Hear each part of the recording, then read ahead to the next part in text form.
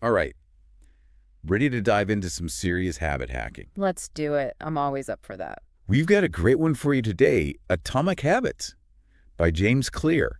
Oh, excellent choice. This isn't just another self-help book with fluffy tips, though. You were right to pick this one. It's practical. Totally. Clear gets into the actual science of habit formation, which is what makes it so powerful. It's like the instruction manual our brains should have come with. Exactly. He cracks the code on why we do what we do, which I find both fascinating and a little unnerving. Yeah, it really makes you think about the things you do without even realizing it. Right. Like one of the first things that really hit me was his concept of the plateau of latent potential. You ever feel like you're putting in work but not seeing results? Oh, all the time. Like I'm just spinning my wheels. And then, bam, suddenly things start clicking. Yes. It's like magic, but it's not magic, is it? It's all that effort finally showing. Exactly. Clear uses the example of an ice cube melting. You might not see much happening at first. Right. But all that heat is still building up. And then, at 32 degrees, dot, bam, liquid. Our goals work the same way, he says. It's so true, though. We often expect to see results right away, but real change takes time. And consistent effort, which, let's be honest, is the hard part. For sure. But that's why I love this idea of the plateau of latent potential. It gives me hope, because even when I don't see those immediate results. You know you're still making progress. It's Exactly. like those hidden levels in a video game, you have to put in the work to unlock them. Okay. But it gets even more interesting, Yeah. because then Clear connects these small changes to something way bigger, our identity. Ooh, yeah, this is where things start to get really deep. He argues that saying I'm a writer hits different than saying I want to be a writer. That subtle shift in language speaks volumes. It's about owning it, embodying it. And acting in alignment with that identity, even when it's hard. Exactly. Think about it. We act in ways that are consistent with our self-image. Want to be wealthy, but see yourself as a spender. Well, there's a disconnect there. Yeah. Our beliefs about ourselves have a powerful influence on our actions. It's huge. And then Clear drops this truth bomb. Each time you write a page, you are a writer. Ooh, I love that quote. It's like every action is a vote for the person we're becoming. Which makes my Netflix binging feel a lot more significant suddenly. Right. It makes you stop and think, okay, what am I casting votes for in my own life? Am I living up to the identity I want to create for myself? It's a powerful question. And that leads perfectly into another big idea from the book, The 4 Stages of Habit Formation. This is where Clear gives us a practical framework for actually changing our habits. So just understanding them, right? Exactly. We're not just here to analyze ourselves. We want to actually do something with this knowledge. Okay, so walk me through this framework. What are these 4 stages? Clear breaks it down into cue, craving, response, and reward. Okay, I'm listening. He says, once you understand this cycle, these 4 stages, you can actually start to hack it to your advantage. Which, let's be honest, is what we all came here for. Right? You know it. So how do we do that? How do we hack it? So let's break it down stage by stage. Clear says the first stage is the cue. This is what triggers the whole habit loop to start, right? Right. It's the thing that happens that makes you go, ooh, I want to do the thing now. Like it could be a time of day or being in a certain place. Or seeing a notification pop up on your phone. Or that half-eaten bag of chips on the counter just staring at you. Oh, for sure. Food cues are powerful. It's like they have their own gravitational pull. Yeah. But the point is, once you're aware of your cues, you can start to manipulate them, right?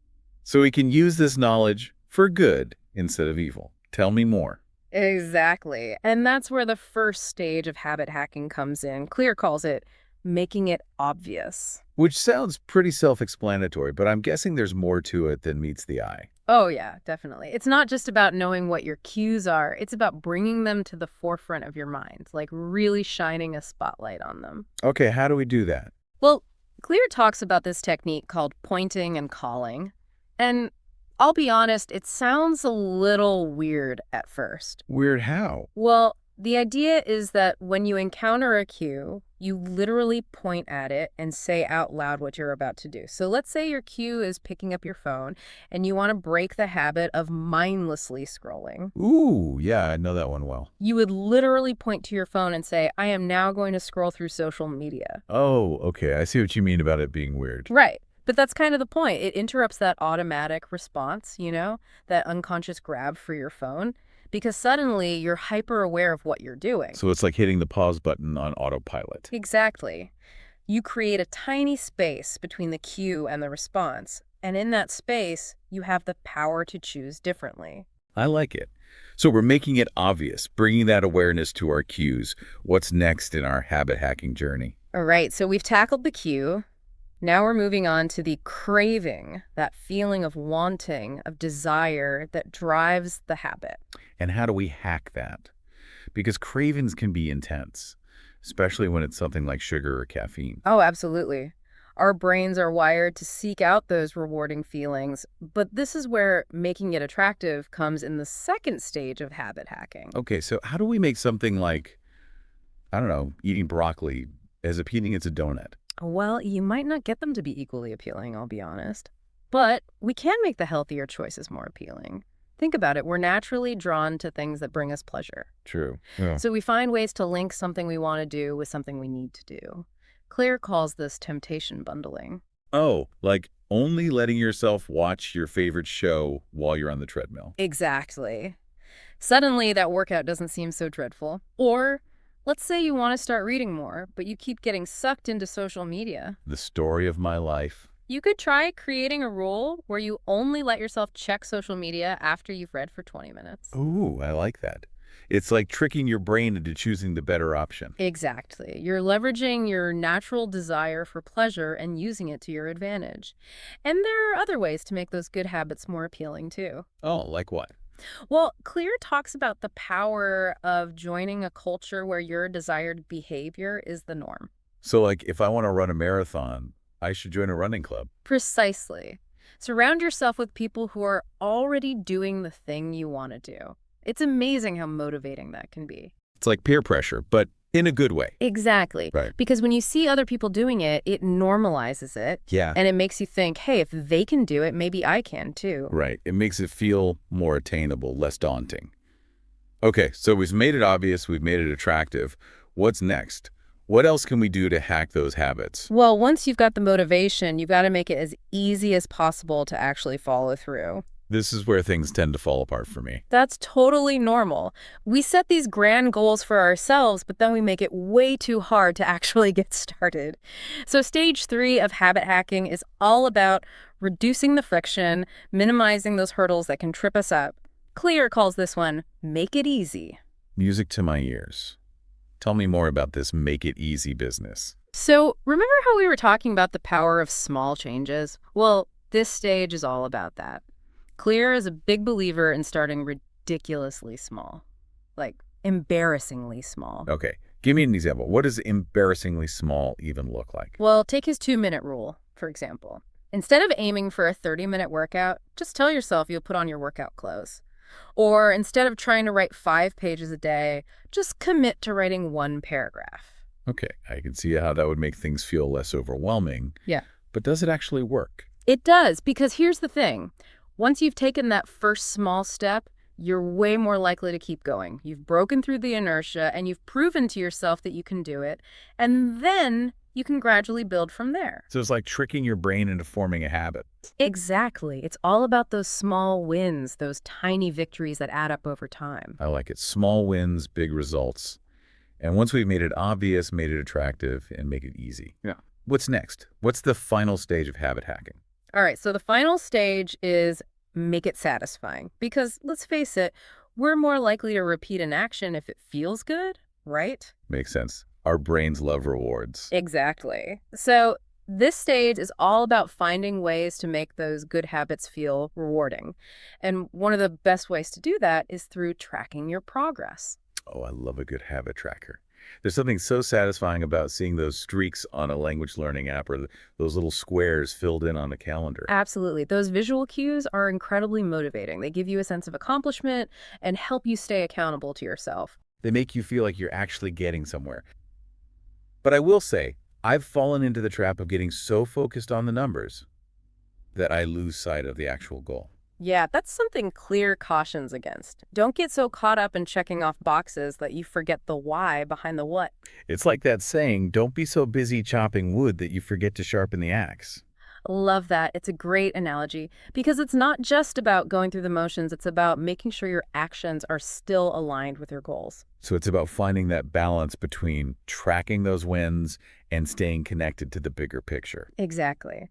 And speaking of bigger picture, Clear talks about how much our environment can influence our habits, for better or for worse. He tells this crazy story about the Vietnam War. Wait, is this the one about the heroin addicts? Yeah, this study blew my mind. Basically, it found that 9 out of 10 heroin users who returned from Vietnam just quit. Wait, what? How is that even possible?